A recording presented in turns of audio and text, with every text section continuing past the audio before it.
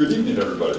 Thank you guys for being here. I love seeing so many different faces from the community, so many people who have been past members of our Community Justice Academy. Thank you for coming out here.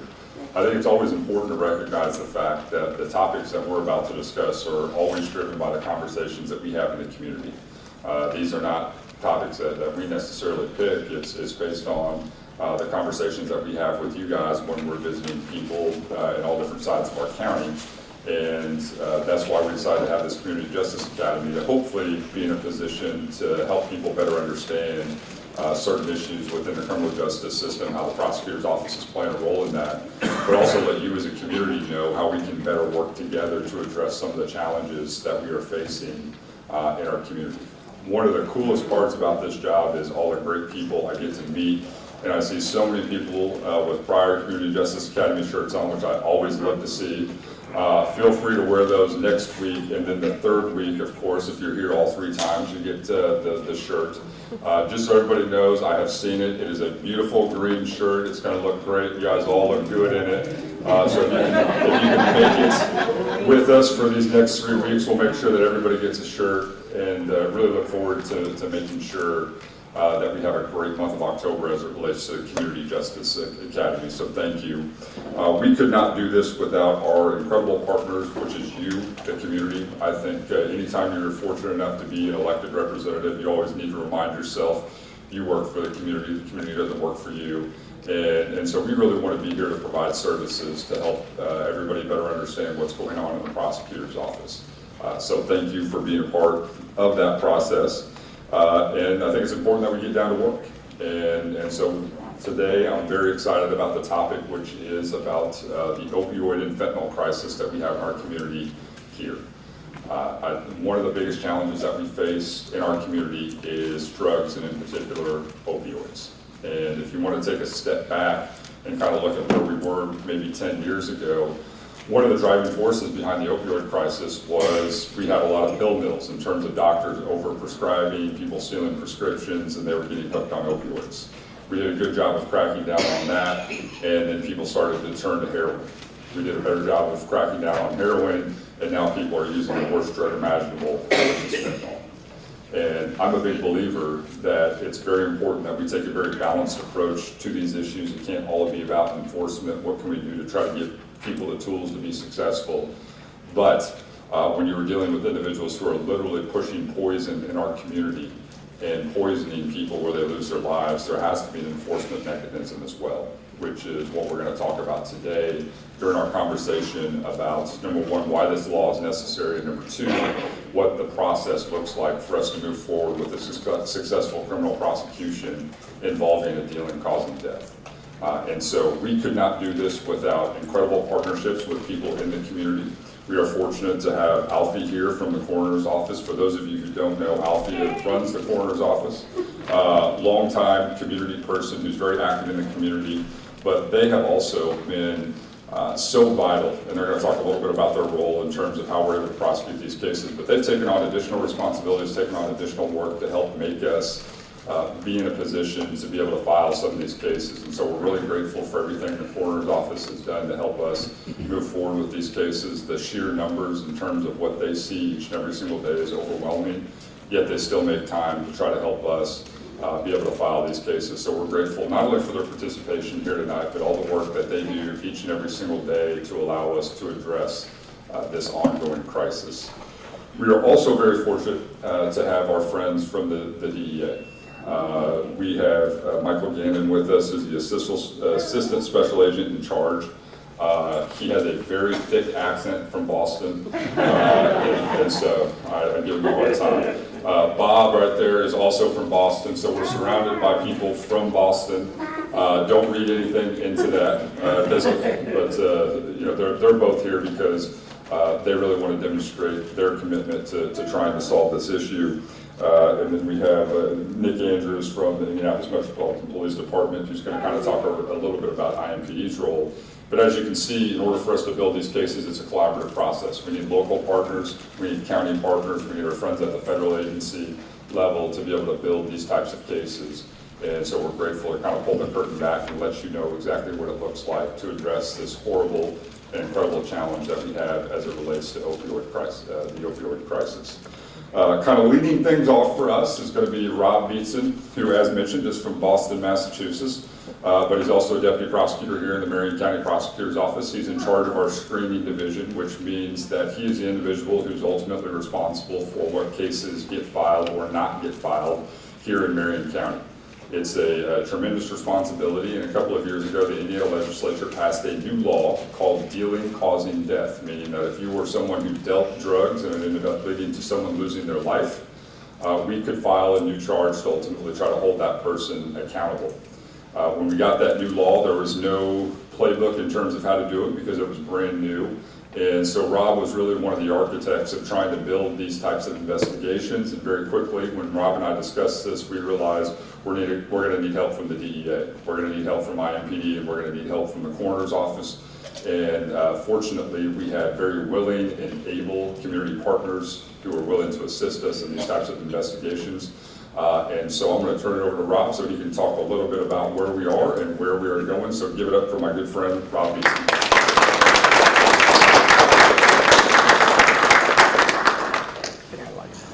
Good evening, everyone. Thank you for coming out to our first CJA session of the year.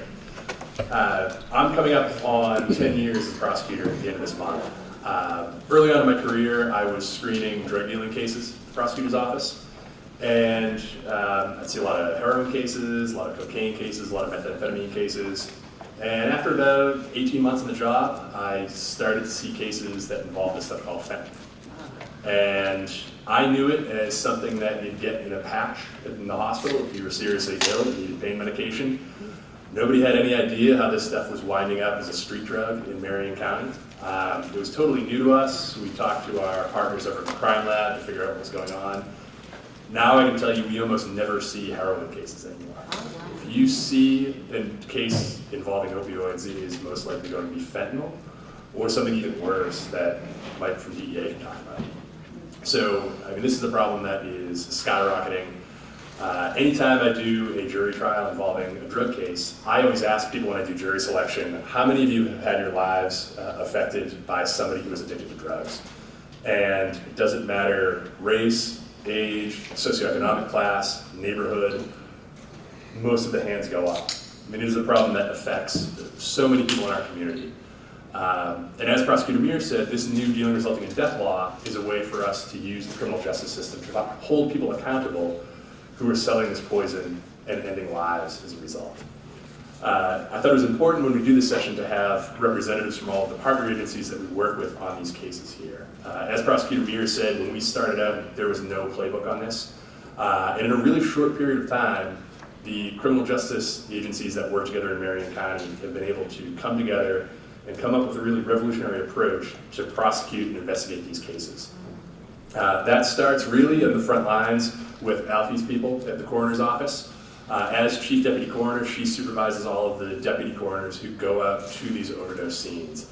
And as we'll hear tonight, they are instrumental in building these cases from the very first moment that EMS and police in the coroner's office responds. IMPD, represented here tonight by Lieutenant Andrews, they have been incredibly flexible in adjusting the way that they have responded to these cases. This used to fall entirely on the homicide unit over there. Already overburdened by shootings and stabbings and traditional homicide cases. So then to add on to it, this new law that says we can treat drug dealers almost as murderers, it was just too much of a burden. And Lieutenant Andrews is going to talk about the way that IMPD has changed their response and this new task force that they're actually building right now to respond to these cases. And then finally, ASAC Gannon from the DEA. They have been just an incredible federal partner to give us the resources we need to investigate these cases. Every single time I touch one of these cases, I learn some new tool or technology that our federal law enforcement partners are rolling out to investigate these crimes and bring them to us to file. So I really do appreciate everybody being here tonight. I think we'll start with Alfie. She can give us some background on the overdose epidemic in Marion County, which you'll be able to see as she goes through some of these slides here. The problem really is staggering, and her office has done a phenomenal job keeping up with the burden. Thank you. I'm not going to stand at the podium because, for one, I'm too short, so you wouldn't be able to see me. So I'm just going to stand here where you can barely see me, but you can a little bit. So thank you for the compliments. I really appreciate that. So I've been with the coroner's office for 26 years. I know I only look 25. I just started when I was 2. So in starting with the coroner's office, I've seen a lot, right? So one of the things that we started to see about 10 years ago was this increase in heroin deaths. And when we started to see these deaths that were occurring more often, you know, you have to identify what are the trends that we are seeing when we see deaths. And it's our job with the coroner's office to identify those trends and identify what is happening in our community. Why are people dying? What's happening at these death scene investigations? And how can we report that out to the various agencies such as these that can do something about preventing these deaths? So our number one job with the coroner's office is not just identifying a cause and manner of death, but it also involves making notifications to agencies that can prevent these deaths from occurring. So one of the things that we started to see way back in 2016 was we see the number of overdose deaths that were occurring. And so in my career history, I started with the coroner's office during the crack epidemic,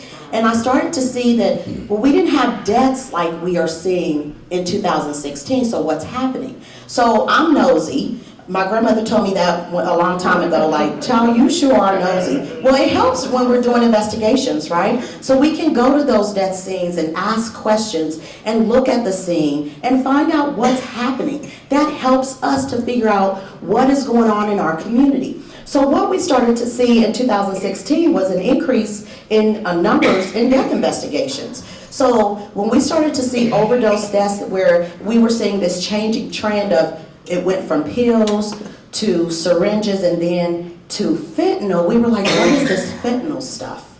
And then why are so many people now using heroin? Like, what is happening there? But we started to see a decrease in prescription drugs, the OxyContin, the oxycodone, and those types of drugs that were being prescribed, to seeing increased numbers of heroin, and then, as you can see, the numbers drastically going up to those that were dying with the result of heroin and fentanyl in their toxicology screen. So the total of drug overdoses, as you can see, has gone up steadily every single year. So what we were working with the homicide detectives on was, this is overwhelming for us. Like, what do we need to do here? What do we need to see? How can we prevent these deaths from happening? When you see numbers like this going up, you have to ask the question, what is happening and what can we do about it? So that's what the coroner's office job is, and that's what we did with alerting various agencies, the health department, the police agencies. What are you seeing, and how can we partner in preventing these deaths, to ask more questions and get information and share that with the community. Next slide. So the fatal drug intoxication deaths per day, what we're seeing, we were seeing like 1 a day, but when you see 1 of that type of death a day beginning in 2016 to 1.5, then another 1.1, it seems like not much, right? But when we have a period of 7 days and we're seeing not just 1 but 2 per day or 3 per day, that's just an average, but there were days where we saw 5 drug overdose deaths every single day. It was overwhelming, and we had to get answers as to what was happening. So one of the things that we started to see is, number one, we need more staff. Like, we were overwhelmed. We were going to death scene after death scene after death scene and trying to capture information from the survivors who were seeing these deaths and reporting the deaths, and also capturing information to document what was on the scene. And just overall, a death scene investigation entails looking at the decedent, but also looking at the scene. What's on the scene? Are we seeing pills? Are we seeing syringes? Are we seeing straws? What are we seeing? Are we seeing powdery substances? And documenting all of that. So again, because I'm nosy, I'm asking my investigators, what are you seeing on these death scene investigations? Because we need to capture that, and then we need to figure out what to do with it. And at one point I even said, well, we need to test what we're seeing on the scenes as well. Like, what is it? Is it the drug fentanyl that's in every single substance that we find on scene? And the answer in most cases, in 90% of the cases, was fentanyl was in everything. It was in the pills, it was in the powdery substance, it was in the syringes, the straws, everything. So again, just capturing that information so that we could share that, so something could be done with that information. Next slide.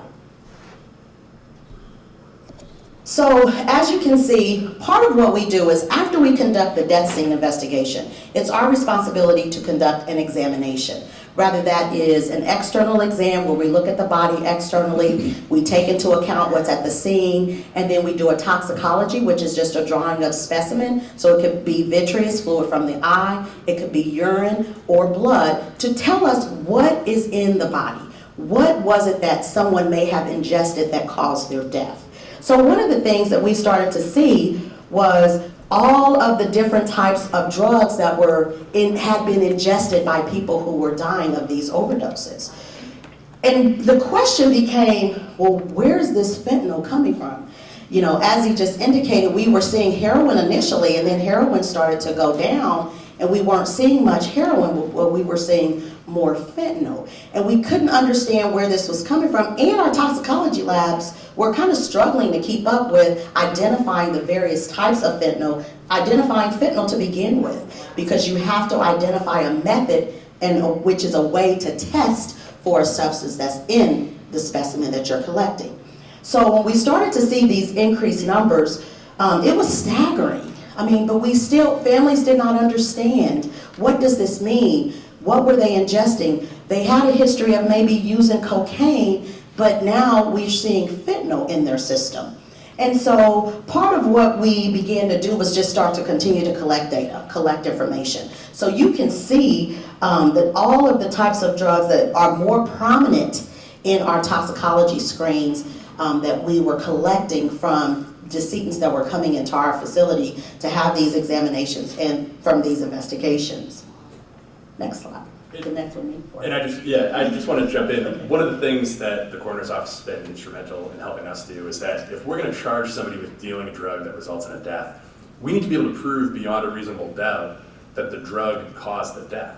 And what that is going to require at trial is a full-blown medical autopsy. So maybe if you can talk a little bit about what that entails and basically the number of autopsies that you have to do in these cases. Yeah, so one of the things that, as I mentioned, when we started to see these numbers increase, when we have 800, this is just one type of death investigation that we are conducting, 800. There is no way that we have the staff or the capacity to perform autopsies on every single one of those decedents. There's no way.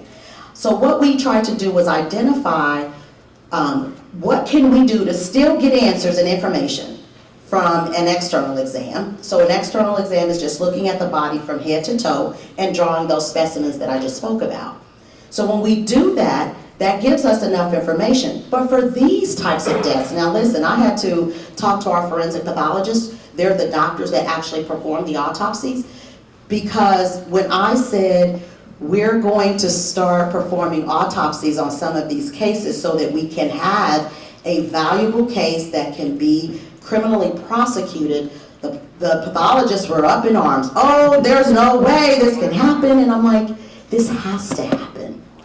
So I was able to ask for some additional funding to support this effort, because the bottom line is we want to have this information so that we can prosecute these cases. So without that autopsy, that can't happen. So finally, I was able to talk to the pathologist, get some more help and support for performing autopsies, because an autopsy typically takes anywhere between 2 and 4 hours.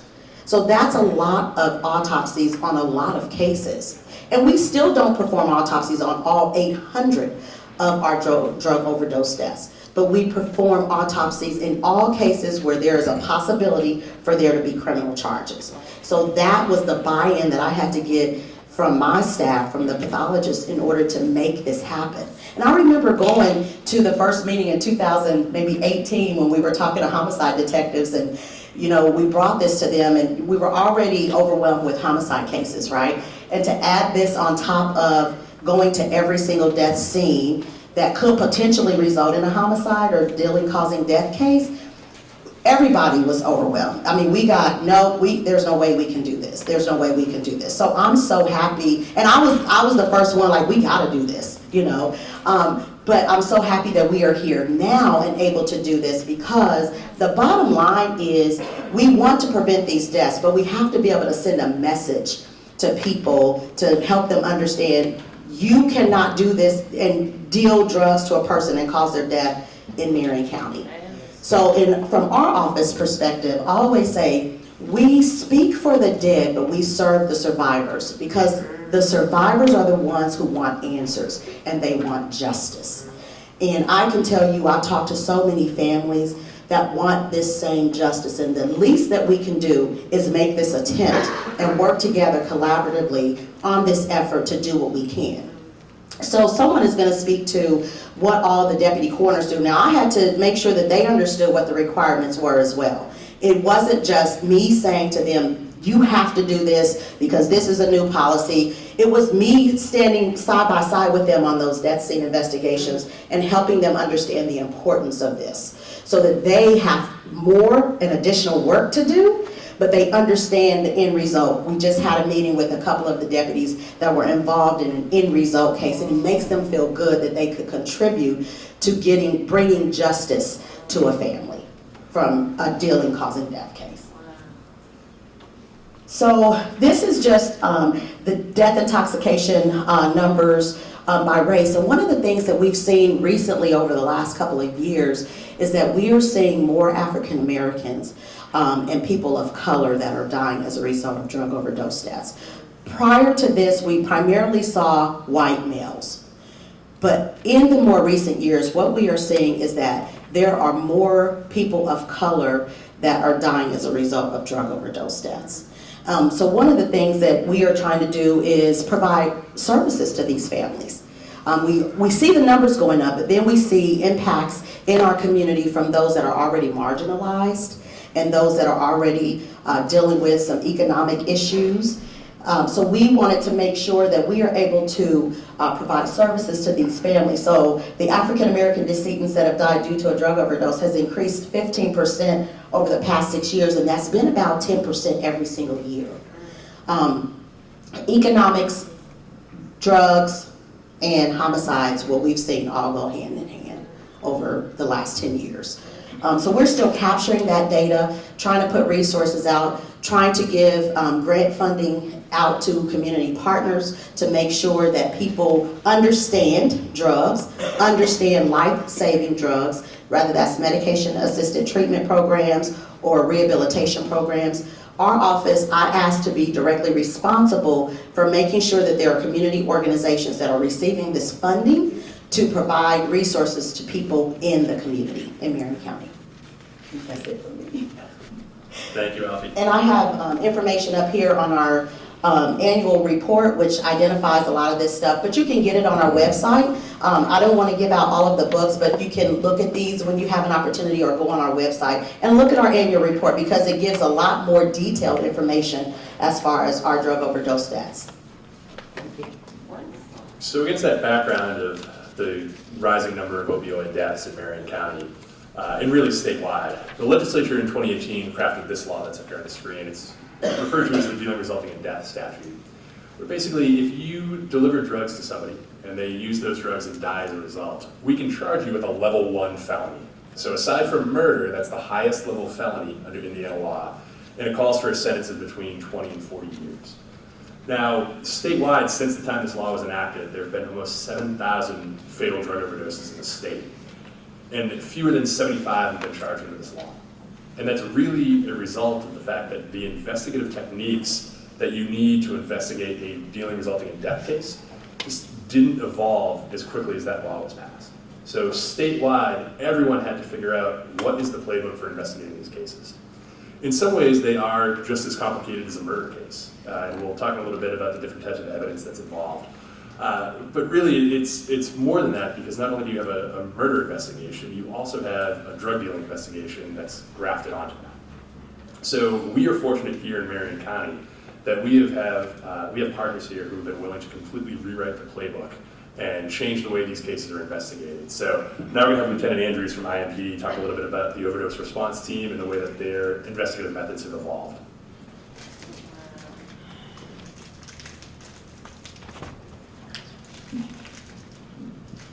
Good evening.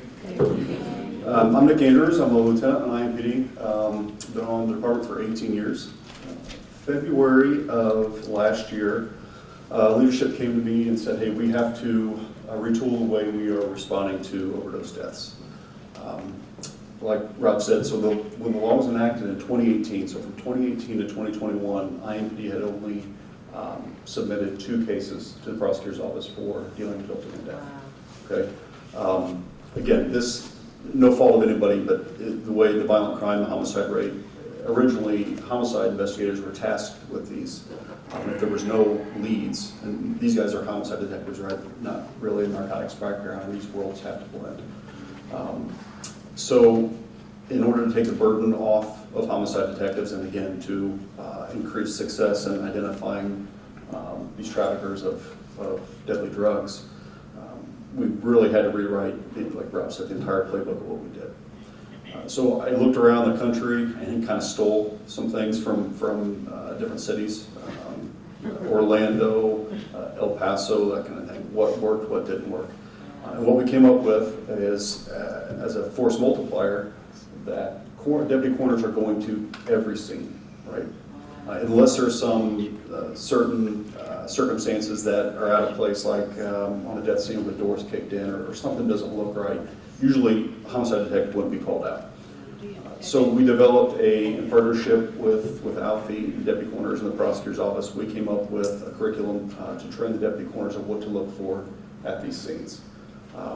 Essentially, so if there's drugs present or paraphernalia with testable residue still in it, then that would begin them to start looking a little further into what's at the scene. So as others will speak about, electronic devices, specifically cell phones, are 99% of what we are able to get investigative leads out on, and then really push this case to the point of presenting for prosecution. So if the phone is on scene, accessible, a lot of these, their phones are locked, right? Sometimes you can't defeat the passcodes, and it would take years because of all the algorithms and everything else to get the phone. So the phones are present, drugs, paraphernalia, phones present. There's someone on scene, girlfriend, boyfriend, family member that has knowledge of who the source of supply for the decedent is, maybe a co-user that's there. If there's video camera, ring camera, that kind of footage that we're able to grab, those kind of things, if certain criteria is met, 3 of the 5, which I guess we go to the next slide and actually look at it.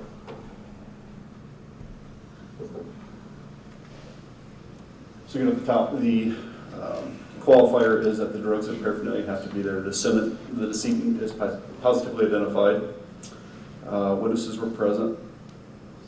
Again, the telephone or electronic device is accessible. The fourth one may be weird and it rarely occurs, but we've had it happen. It's more common where you have intimate partners or family members that are co-users, and boyfriend brought it over, girlfriend used it, girlfriend overdosed and died. So technically, the trafficking suspect is the boyfriend or the neighbor, whoever it is, right? It's very rare, but it does happen. And then possible video surveillance. If that criteria is met, that results in a physical response by the overdose team. So again, like everybody else was doing more with less, we had to figure out how is IMPD going to staff this. So secondary to their primary duties, we selected FBI, Safe Streets Task Force, DEA Task Force, which there are members of IMPD that are assigned to these units. They're cross-designated as federal task force officers. So when I use DEA and FBI, it's IMPD detectives, it's our federal partners that are responding to these. Our Metro Drug investigators and our interdiction team. So they all take a week on call and they respond if a deputy coroner sees this and the criteria is met. So went through the training, trained the deputy coroners. Again, all the units I just spoke of, they're all primarily drug and violence, right? They did not have, they weren't in the homicide or death investigation world. So that was teaching police officers, hey, this is also a homicide investigation. and to be looking for those kind of evidence cursors. So we did that, and I have to applaud Alfie because her deputy coroners took this training and ran with it. It was what we asked them to do. The phone started ringing.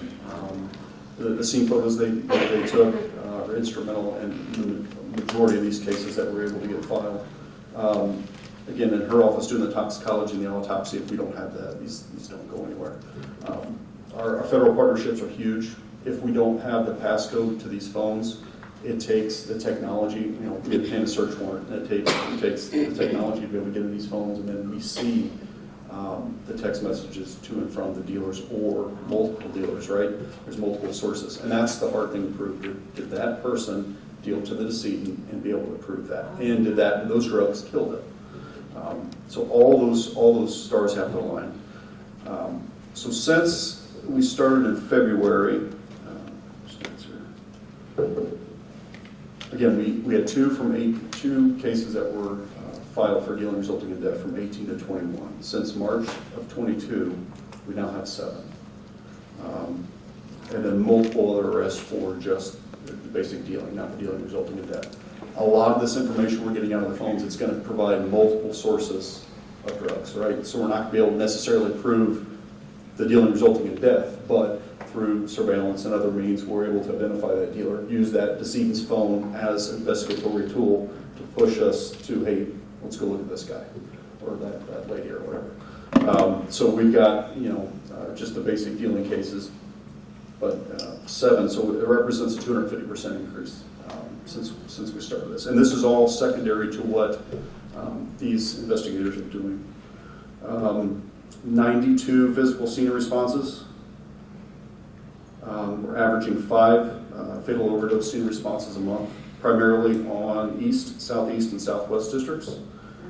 Currently, we have 12 cases open, waiting phone data extractions. That's where, once we get the information, we send out search warrants to the phone carriers to get records, and then to actually get physically into the phone to get the data. Then we're waiting on autopsies and toxicology. So it's getting a lot of search warrants out, subpoenas and those kind of things, and it's just waiting for the information to come back. Once that information comes back, we develop a suspect, then we start our narcotics investigation. Start digging into who this person is, what is their source of supply, and how is that? How are they getting it, right? Just keep moving up the ladder. We also, so during this training, we also partnered with Overdose Lifeline, which they supply the Narcan, and all the response teams have a supply of Narcan. So when we respond to these scenes, and the majority of them will have additional co-users there, right? So we provide that. And often their supply of Narcan has been used unsuccessfully, and then the decedent passed. So we have used Narcan, now they've exhausted their supply, so we resupply them with that.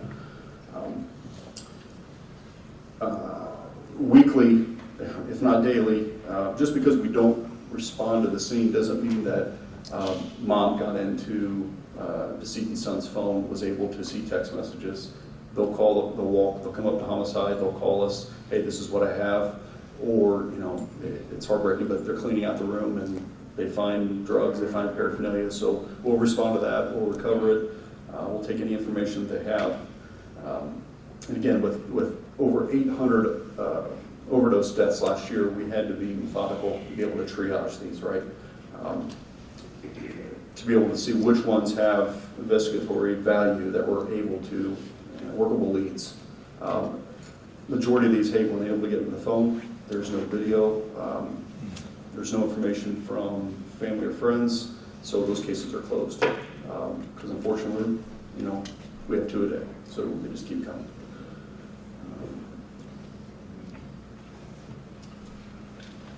So we predicted these and these delays and these hurdles that we had to get over, and unfortunately, like what I mentioned before, we had a spouse. We had a case last year where husband and wife were addicts, both co-users. Husband passed away from overdose in the living room. We went out to speak with the wife, collected all additional evidence. but that addiction is so strong that she did not want to give up her dealer. So there's not much we can do on that. So we'll close it out and give her resources and move on. The passcodes are huge. If we can get into that phone, as everyone knows, your life is pretty much on that phone. So we're able to find sources of supply, conversations about amounts, payment. A lot of this is electronic payments anymore. It's not hand-to-hand as it used to be, right? It's Cash App, Venmo, you name it. So electronic records are huge. And then actually getting the data off the phones. And then just records. You name the application or social media platform. Well, there's evidence there. So that's what's leading us to success in a lot of these investigations.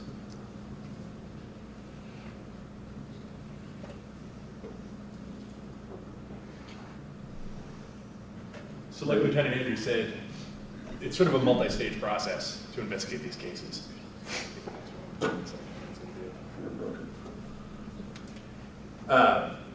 After Alfie's deputy coroners respond to a scene, that's where we're going to get that frontline information. That's where we're going to find out, was there a substance recovered? Are there people willing to talk? Is there a phone? That's when Lieutenant Andrews' detectives can come onto a scene, take over an investigation, and start talking to the prosecutor's office about what we need to make our case. And now we're going to have ASAP Gannon from DEA talk a little bit about different sources of evidence we see on these cases. They really run the gamut, where you have everything from physical evidence recovered from a scene to just long, complicated, but very revealing electronic trails of information. One thing that amazes me about these cases that I've learned a lot about is, like Lieutenant Andrews said, most of these deals are not hand-to-hand involving wads of cash. There is, if you can find them, if you can access them and run them down, there's usually a long, pretty robust record of electronic financial transactions that back up these deals. And our federal partners have done a great job working to do search warrants to get those records to prove not only did drugs change hand, but money did as well. So now Mike can talk about some of the sources of evidence that his investigators look for in these cases. Thank you, Rob.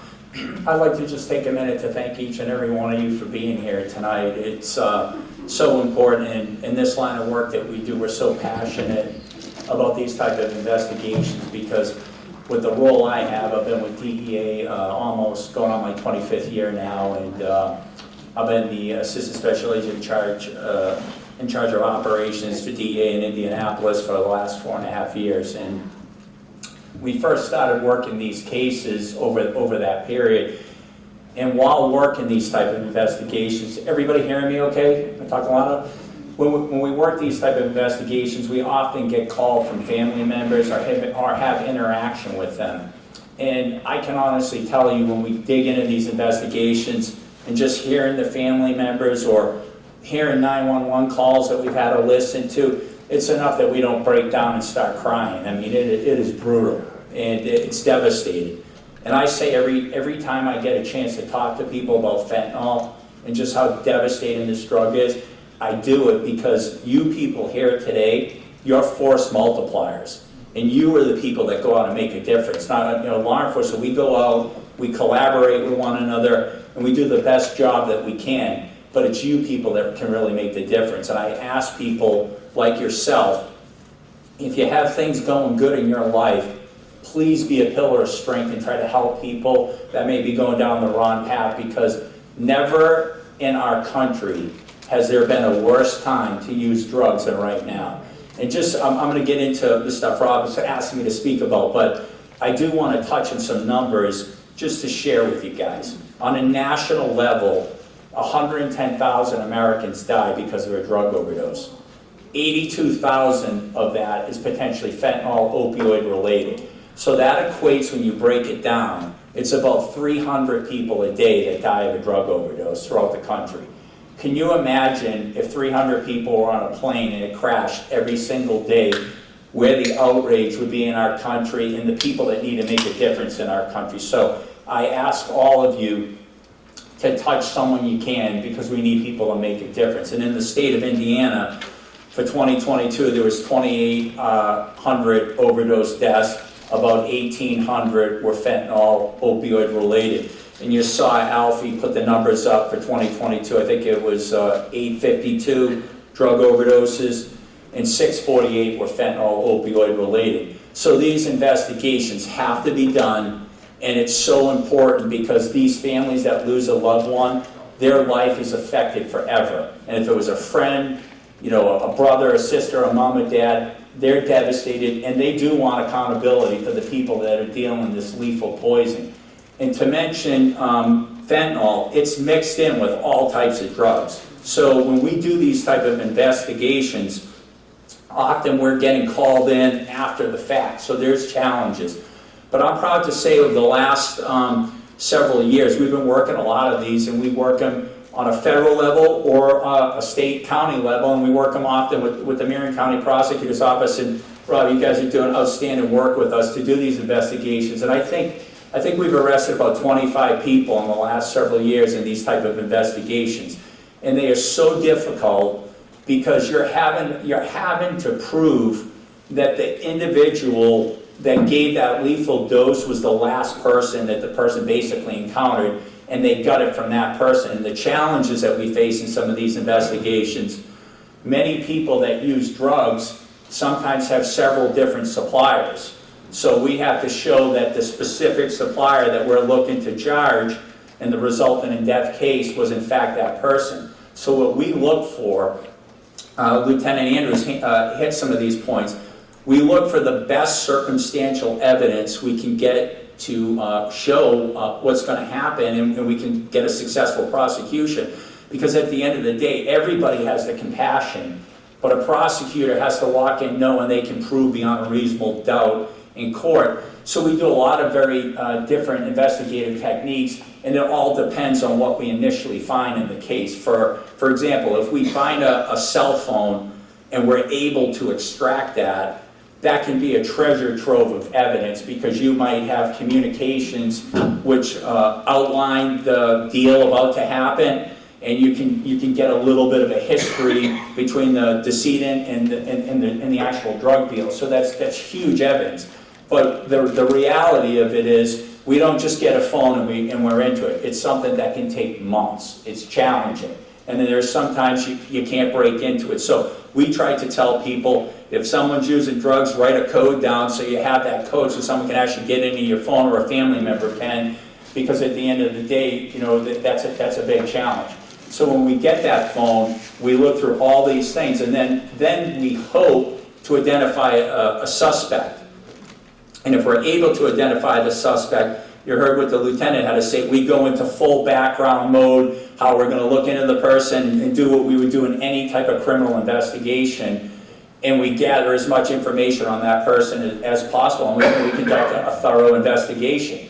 And then oftentimes, to show that a transaction may have occurred, you have to use cell site location in investigations. And it's very challenging because you have to prepare affidavits that have to be approved by a judge to show that there was probable cause, and you have to get a court order to further match some people's cell site for their phone. And why I say that's important, because you want to show that at some point those two people and their two phones connected, so you use electronic surveillance type techniques. It's very important to do these type of techniques. So when we're working these type of investigations, that's just a necessity, because we don't always have eyewitnesses that are going to come forward and say they saw a hand-to-hand transaction. We don't have other witnesses that'll come forward. But those are some of the steps that we take. We do thorough steps such as look at all type of financial records as well, to see if there was cash that was moved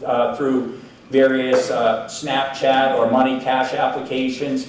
And that's the type of stuff that we're focusing on with these investigations. But at the end of the day, we have to have that overwhelming evidence. So for us, it's very important, because each time we get specific evidence, we'll follow up on additional investigative steps that can help get us to that conclusion that a drug deal happened and it resulted in death, and the person that was responsible was in fact that person. So it is challenging, but at the end of the day, they're so important, and we're going to continue to do that, and we're honored to collaborate hand in hand with the coroner's office and of course IMPD and the Marion County Prosecutor's Office with these type of investigations. Was there anything else you wanted me to cover, Rob? Sure. So if you want to click through on this slide, there's some examples on there of just different evidence. So for instance, an autopsy report, what Yes. this is used for, what we can glean from that. Yeah, so for example, if somebody has died because they were overdosed in fentanyl, it's very important for us to have a toxicology report that'll indicate that fentanyl was in fact the cause of death. So when they go to prosecute the case, we have to show how important that is. In this instance, that's like a pathology report, and it'll have the cause of death. And in this case, it's acute combined fentanyl and methamphetamine toxicity. So it's important to have that, because at the end of the day, if you don't have that, then the defense can raise concern that they didn't die of a fentanyl overdose. So we have to have these type of things, and it's so important. This is additional forensic testing that'll give a toxicology of someone and let us know what was in their system. And these are just additional important information that has to come forward for us, and just things that take time when you're building these type of investigations. We talked about the cell phone. We talked about how important it was. And for us, that can be a treasure trove. That's where you have the conversation, and it's so important. And I'm not going to sit here and read it, but if you sit here and look at that, I'll take a minute and pause. You can kind of see just how important this type of communication is, or the evidence is so important. And the other thing that we get with these type of phone calls and text messaging, you can get historical information to show this wasn't like a one-time deal, and it gives you a good understanding who the sources of supply was and how long they've been actually dealing with one another. So that's why that evidence is so important for us. This stuff isn't for you, really? You know you had diabetes. What in the world? You can see right there by that communication, it's obvious that that transaction shouldn't have been going on. And I always say, unfortunately, the people that get involved with dealing in drugs, they just don't care about people at the end of the day, because you're affecting somebody's life. And we try to tell people, if you're dealing in fentanyl, you're going to kill people. And for the drug dealers, it's all about making money.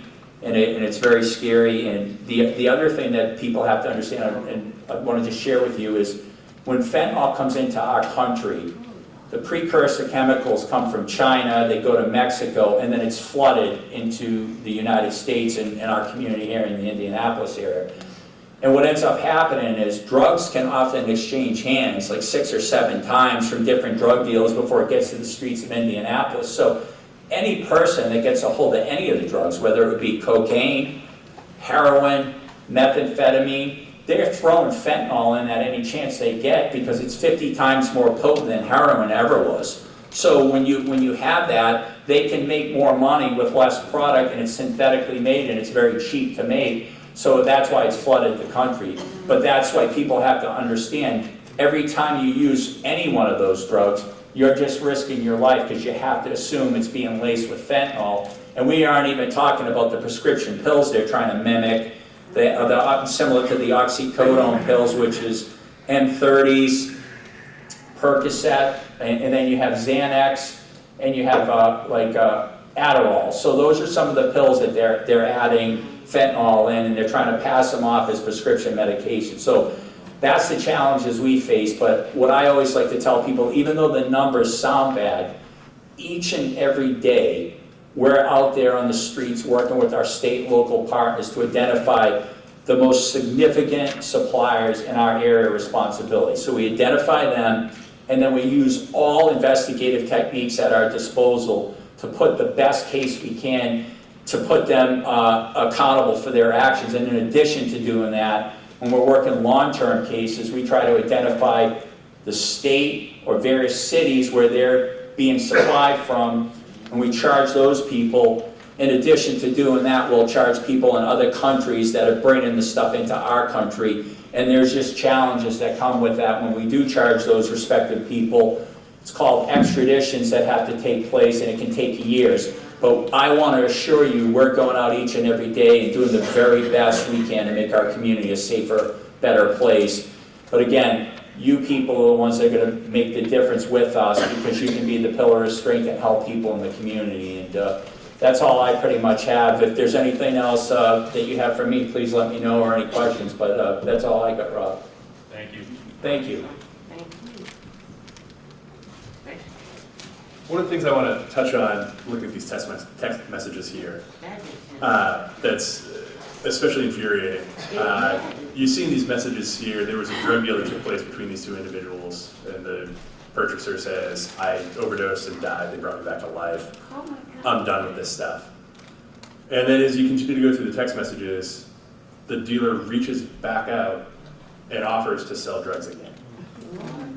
So, as a prosecutor's office, we're not looking to use this law in situations where we have two users who get together. One of them happens to bring drugs, they both use, and one person dies as a result. We want to use this law against people who have a predatory relationship with their customers, people who are taking advantage of people who have a drug addiction, and people who, we might catch them for one dealing resulting in death, but chances are, based on the number of overdoses we have and the scale of drug dealing we see in this county, they have probably killed more than one person. So those are the types of cases we want to use this law for, are cases where we see the people who are having such a serious impact on our community and ruining so many lives. And then when we talked about the cell phone mapping, this is essentially what we're demonstrating in court to show where a deal took place, how a drug dealer moved about the community. And then also looking at financial transactions, this is the type of stuff that we see on cell phones now. But when you look at this, we have a police officer who responded to the scene, probably somebody from EMS. We have a deputy coroner who responded to the scene. We have a pathologist who did the autopsy. We have the toxicologist who's in another area entirely who did the actual tox results from the blood work that was done as part of the autopsy. We have people who interpret the cell phone records. We have people who download the cell phones. We have people who have to certify the records from these financial companies. Just the number of witnesses you need on these cases and the areas that those witnesses draw from is staggering. That's why they're so complex, and that's why they're so difficult to actually get them to the place that they can be prosecuted. But fortunately, we have great partners here who help us on these cases. We could be the most gung-ho prosecutor's office in the state and say, we're going to prosecute these cases, we're going to bring these people to justice. That would be impossible without the investigators who help make those cases possible. So without the buy-in from the agencies that are represented up here, we would not be able to go forward on any of these cases. So that's why it's so important that they're here tonight to explain to you the role that so many different groups play in bringing these cases to court. That's really all I had in terms of presenting on the law. Does anybody have any questions about this? Yes, sir. I'm just curious. In my naive mind, I'm thinking, well, these are cash transactions, but apparently not. The cash would be hard to trace, but so people are using that phone for making the connections, making the arrangements, the follow-up cash transactions, which are very time-specific, I would suppose. Are those also, can those be tracked by their cell location so that that $50 happened when that phone was at this location or whatever? So does that all come together because the phone gives you the information? Sure. So there was a question about financial transactions electronically versus cash and how we use those. So you're exactly right. We have prosecuted these where they have been actual old-fashioned cash transactions. But ideally, if it's electronic, it works in our favor because what we'll have is a text stream that arranges a drug deal. We'll have that cell location data that shows the dealer, the suspected dealer, going to the place where the deal took place, probably the user's home. Or maybe we have the user, that customer, the decedent, going to the dealer's home and going back home. But we have cell location data that backs up our theory of the case. And then what we have after that or simultaneous with that, is a Cash App transaction, a Venmo transaction, where you see money changing hands between the victim and the dealer. So in some ways, it's a new area of technology that we need to adapt to. We need to find out how to write search warrants for that data, how to interpret it. But when we get it, it really backs up the theory that, yes, a drug deal took place. How do we know that? Because this victim paid you for those drugs. They didn't give you money for nothing. That's going to be the sort of the final bow on the case to say, not only was this transaction arranged, not only did you travel there, you received money for it. Yes, sir. Is that something that you're going to do or have been doing? Because it seems pretty conclusive, as you just said, but you only have 75 guys. And that's statewide. So right now, we have, I think, 8 pending in Marion County. And I wish I could give you more specifics about all these cases, but since they are all pending, there's not much we can say about them. But that just goes to show how new this method of investigating them is. So since last spring, we've charged all of those 8 cases, and there are several more that are in the works to be charged. These are major felony cases where, same with a murder case, it can take months, if not over a year, for them to actually come to a resolution in court. To be honest, as we are developing a playbook to prosecute these cases, defense attorneys are developing a playbook to defend individuals who are charged. So both sides of the justice system are figuring this out simultaneously, but we are actively prosecuting these cases, and it's really because of the types of work that you saw here tonight that we're even able to bring them in the first place. As a dealer, I wouldn't do it electronically anymore. You would think that as dealers realize the types of investigative tools that people have, they would adjust their methods. But the fact of the matter is, there are so many drug transactions that take place daily, and it's so easy to do electronically. There's really no reason to go back to the old-fashioned way. The era of the sort of open-air drug market, hand-to-hand transactions, it's mostly just done via telephone now. Yeah, Robin, another thing too, in today's technology and the people that the younger generation, they're so used to just doing everything electronically. It's a quick transaction, and they don't think they're going to bring the scrutiny of us on them. But till after the fact, they're not realizing that, but they do that. With that Indiana code that you had displayed up there, somewhere around it said intentionally delivers the rest of the code, whatever it says. Does it mean intentionally delivers? Does it mean you just intentionally delivered a drug, or you intentionally delivered a drug that you knew were going to cause? That's a good question about, do we need to prove that the person knew that it was going to result in death? And we don't need to prove that. It's just, did they knowingly, intentionally deliver it? Which is just the standard for, basically, did they commit drug dealing, is the first question. So if we prosecute any drug dealer, we need to prove that they knowingly or intentionally delivered fentanyl. And that's the crime of dealing in and of itself. And then the result part is, did it end up causing somebody's death? We just need to prove that it caused death, not there was any intent on behalf of the dealer to cause that death. Good question, though.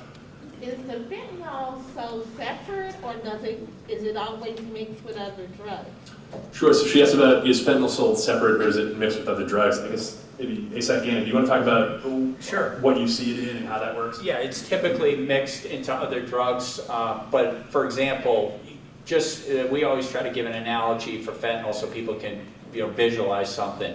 If you think of a tip of a pencil or the penny of Lincoln's ear, that amount of fentanyl that would be on the tip of a pencil or that would fill up his ear on a penny, that could be considered a lethal dosage unit, which is just 2 milligrams.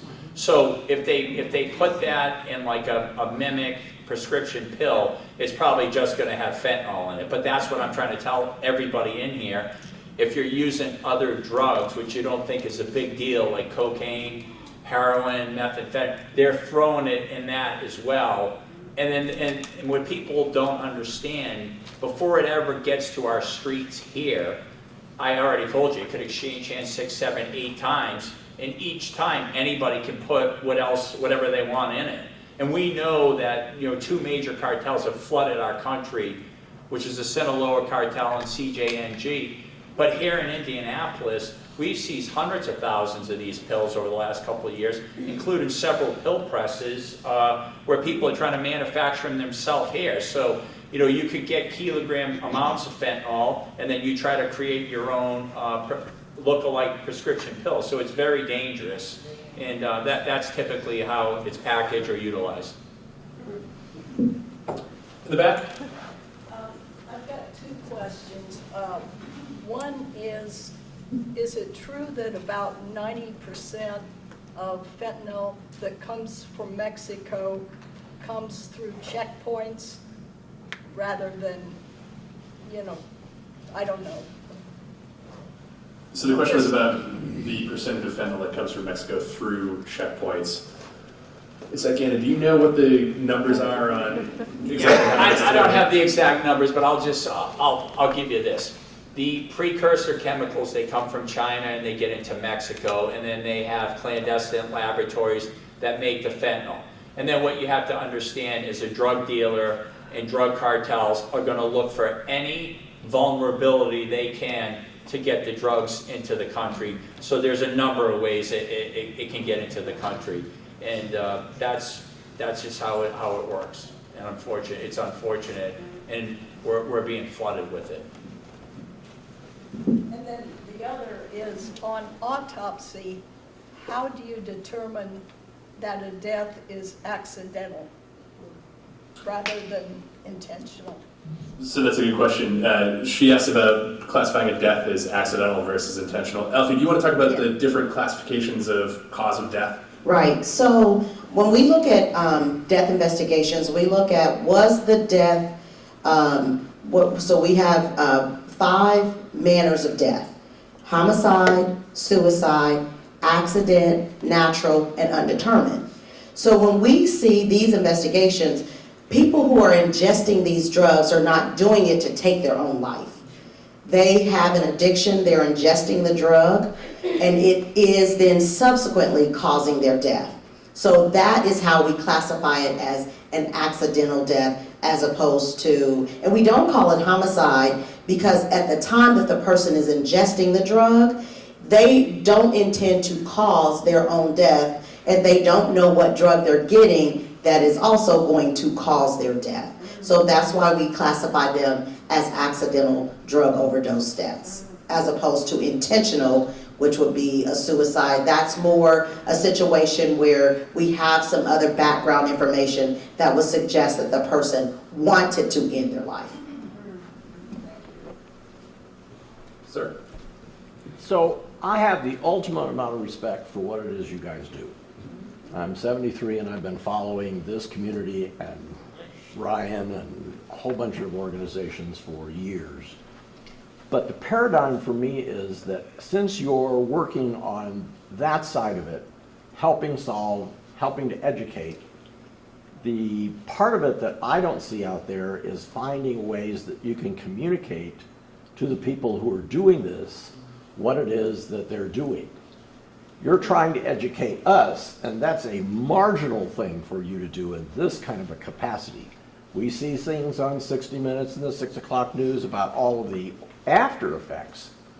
But, we used to see ads, this is what your mind looks like on drugs and so forth. We're not seeing any of that. Nobody's talking to the people who are doing this stuff about what it is they're doing and to their relatives and to the people around them and giving them what I call an actionable thing to do, where you say, if you've got a kid that's doing this, if you've got a relative that's doing this, if you know you have a drug house taking place next door, what do you do? Because part of what it is that I don't see is you guys getting the help you need from the community, because there is communication is a two-way street. And you're trying to tell people what it is you're doing and you'd like our help, but there's this impasse that's just totally outside what I consider a normal paradigm. And I'd open it to anybody who wants to say, well, but we're doing this because this, what Ryan's doing once a year, I think is great. But it is so fun. This is not Marion County sitting in this room. And I don't know whether the guy with the camera behind me is going to make this available or how that works, but I would recommend this to everybody in the city. It's just not happening.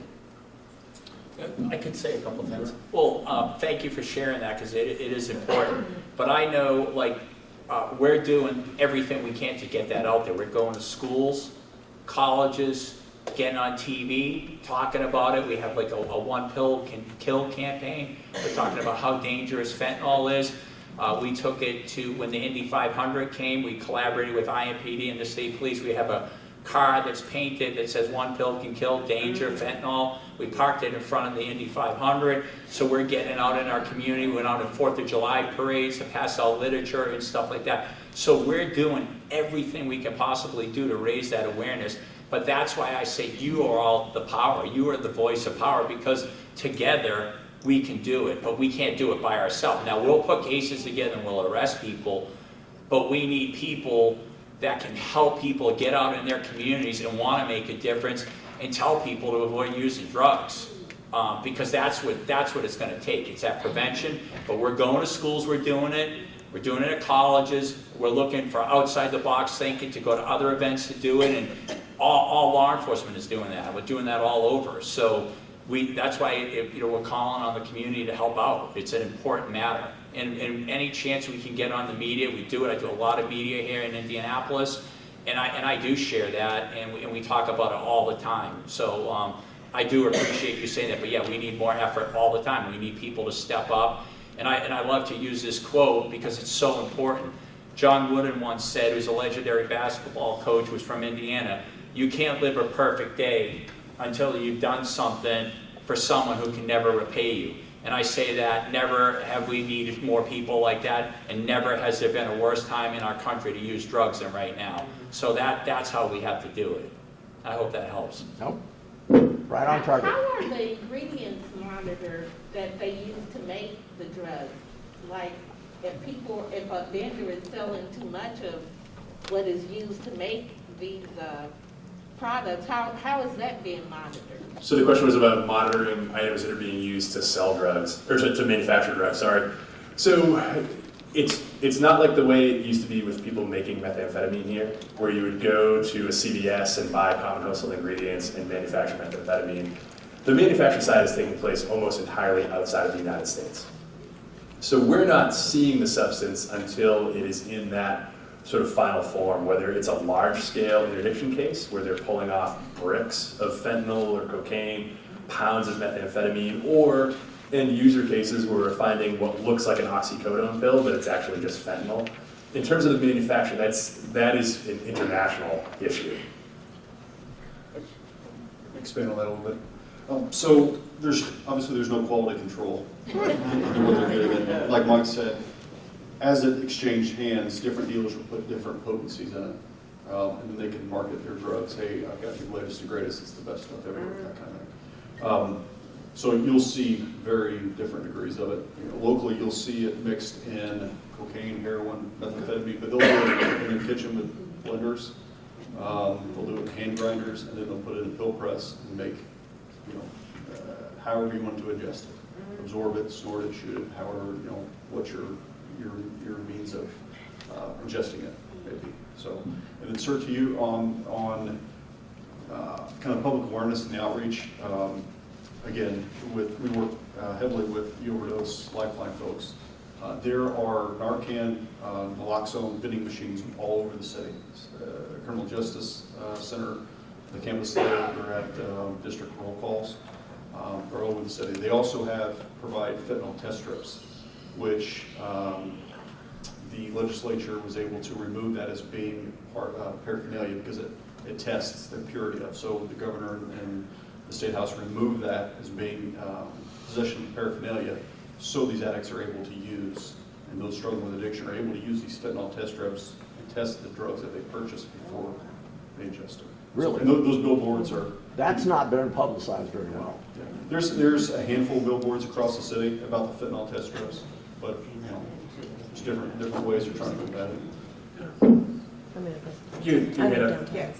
Have any of these cases been successfully So prosecuted? let's And if so, haven't been downtown in 5 years because Sure, so I can tell you, not in Marion County. okay. Every case that has been investigated and filed under the method that we're talking about here is still pending. This is a new approach that everybody has joined together to try, so hopefully next year we'll be able to give an update at the next CJA and say, here's where we're on these cases, but we are currently litigating them in our major felony courts right now. You mentioned that Marion County Prosecutor is only attempting to prosecute the ones where the dealer's the really bad guy and not the buddy that's just sitting there getting high or, still giving the drug. Are the other counties pursuing it in that manner? Are we ahead of everybody, behind everybody? Where are we at with the rest of the state? So I can't speak exactly to how other counties are doing it. I haven't looked closely at each and every case that they file. I do know that was a concern when this law was passed. And that's just been our approach, that we want to focus on dealers who are having an outsized impact on the community here and look for those predatory relationships between dealers and victims. So I don't know what standard other counties use for that, but that's our approach. But what if the buddy gives it to his next buddy? What's the difference? No, he didn't mean it, he isn't aggressively doing it, but he still potentially could have killed the same two people. And that's why that electronic trail is so important for us. Many of the cases that we look at, it becomes very clear if we're able to get a search warrant for the suspect's cell phone. The person who died is not the only person they are selling drugs to. And that is really the most important criteria I look at is, could this have happened to another one of this dealer's customers? So that electronic trail of text messages is really vital in identifying this is somebody who's a user who had the misfortune of getting a bad batch of drugs and sharing it with a friend versus somebody who is spreading this poison throughout multiple people in the community. Yeah, just to add to that, I know we've done about 25 of these cases, and in each and every one of them, it's clear that these people were drug dealers, not like a buddy that, hey, take this Adderall, will help you study better for a test, and then next thing you know, the person died of a fentanyl overdose. They're not like that. It's apparent that they're drug dealers, and the charges are warranted in these instances. But you want to stop it, but you're only stopping the really bad guy and not the other 150 people. No, we're talking about the cases that we've been able to investigate that you could follow all the evidence and prove beyond a reasonable doubt. But I understand your concern, but at the end of the day, it's all about making the cases. They're very difficult to make in the first place, and that's why it's an evolving process. Do you apply the same process to adolescents? So the question about adolescents, do you mean adolescent dealing suspects? Yes, and those that are, because I work with adolescents, they have their own unique code of how they do things. So they get together and they exchange stuff. I happen to work in a hospital, I've seen a lot in the ICU. And this new thing that's out that's more potent than fentanyl, ISO, is that here in Indiana now? What is it called? ISO, I can't really say the chemical name. It's worse than, it's more potent than fentanyl.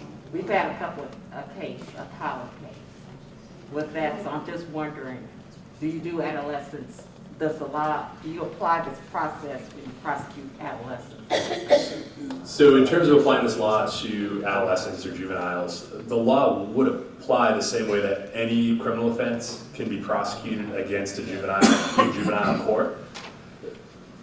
I have not had any yet, we have not filed any yet.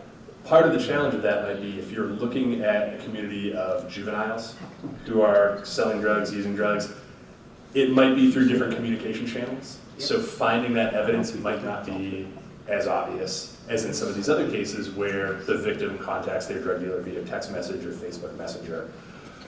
Getting inside of that world and kind of cracking that code and uncovering those communications, that's the first step to proving these cases. So I'd imagine that might be an additional hurdle dealing with juveniles where they're using different platforms, different methods of communication. But absolutely, the law could be applied to them in juvenile court.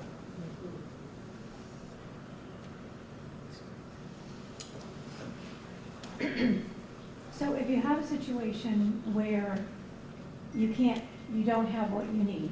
Well, you know, you're pretty sure from what you're seeing that this is a drug dealer and blah, blah, and there's this electronic record of all these payments.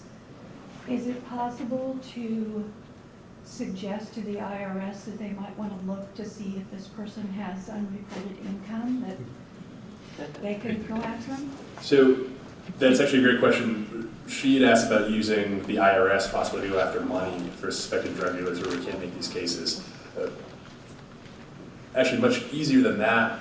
Instead of treating it as a dealing resulting in death investigation, if we just can't get over that hurdle and we just can't get to that proof point where we're confident to file it, we can just treat that person as a regular target of a drug investigation.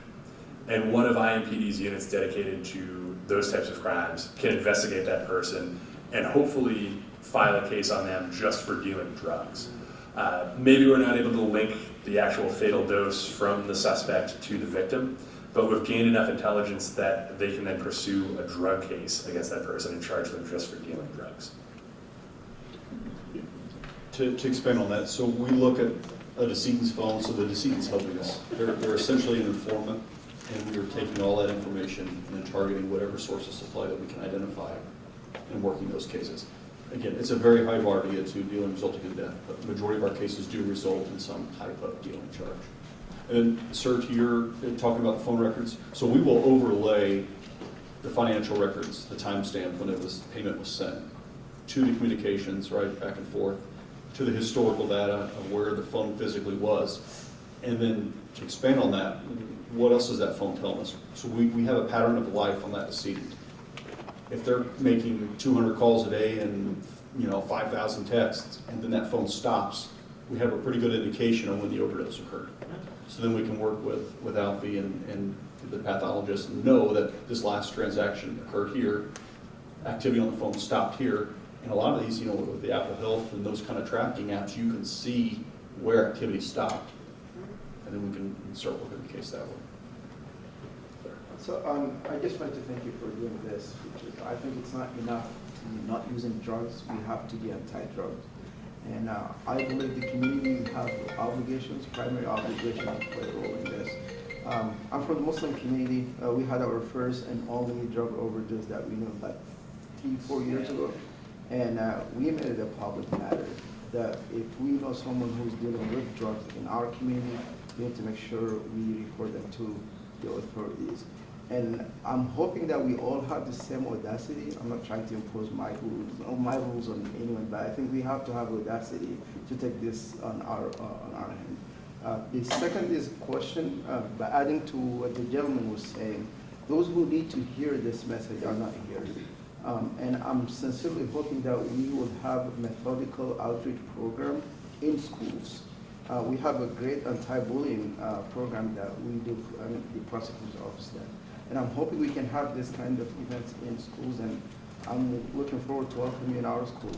And I'm hoping that we see these faces talking to the youth who are increasingly not using drugs but dealing drugs now. I appreciate that. And to your point about communication, I can't tell you how many times I've been at community events and somebody will pull me aside and mention either a car that's in their neighborhood or a house that they believe drugs are being sold out of.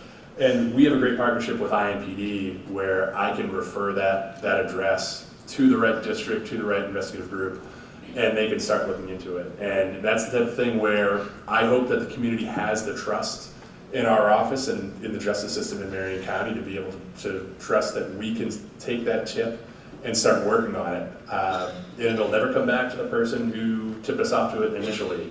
But that type of conversation happens all the time at events like that, and I really appreciate the fact that people are willing to come forward and let us know. Maybe it's time for one or two more.